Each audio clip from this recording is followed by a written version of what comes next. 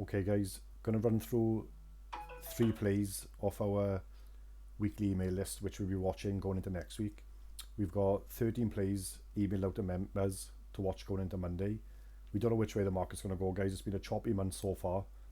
So there's a few charts I'm looking at. There's 13 in particular going into next week and beginning next week, and then we'll take it day by day. So I thought I'll share 3 with you. We don't know if they're going to work, guys. If they don't trigger, we don't take the play. It's as simple as that. So the first one we're looking at, guys, is PayPal. Took a beating, obviously, as we all know. It's bouncing off monthly support. So if we go down to the forward chart, we can see that we held support. We got hammer on a 4 hour. We broke our 4 hour downtrend, and we're looking to take us at around the 126.70, 127 area. Targets 131, 133 and 139. I think realistically, if this goes, we've got more chance again to 133, 134 area.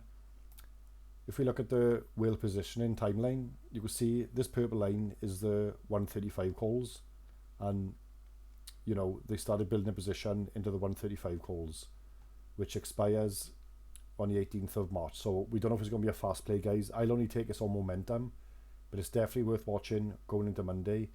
I base all my trades, guys, off the technicals alone, but seeing something like this definitely catches my eye, knowing there's people building a position in the 130 strike with the expiry of the 18th of March. So it's just be something I'd be going and looking forward to into next week. But like I said, unless it's triggers and I got momentum, I won't be taking the trade.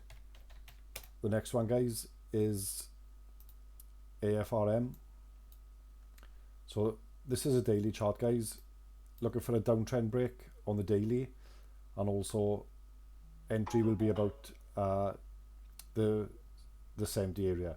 So I like this volume gap in the volume shelf.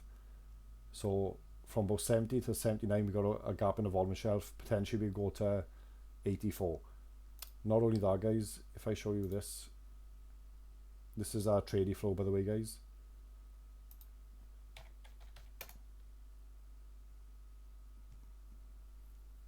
So I just want to show you something on here.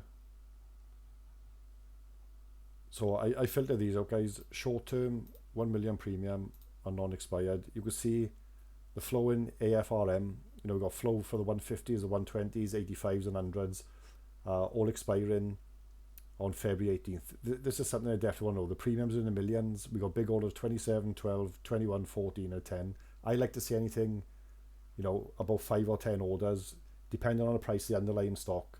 I like to see things, in the millions. But this is definitely of interest, guys. And when you look at the daily on AFRM, you can definitely see, why this would be of interest to me. So it's what I'm looking going forward, guys. Like I said, I'm interested in this if it breaks our 70.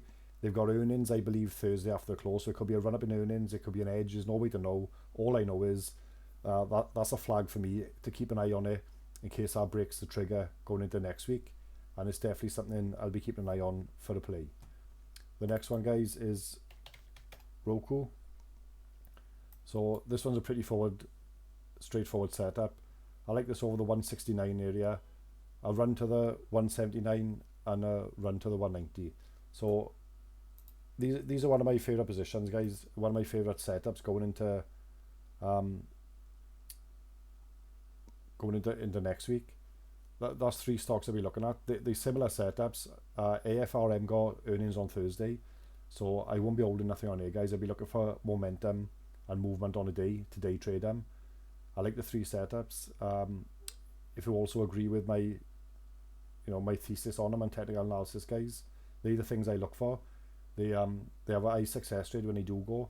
So if you like the idea of those trades, guys, keep an eye on them going into next week, and hopefully if they trigger, I hope some of you get in them and can make some cash off them. Okay, guys? Good luck, guys.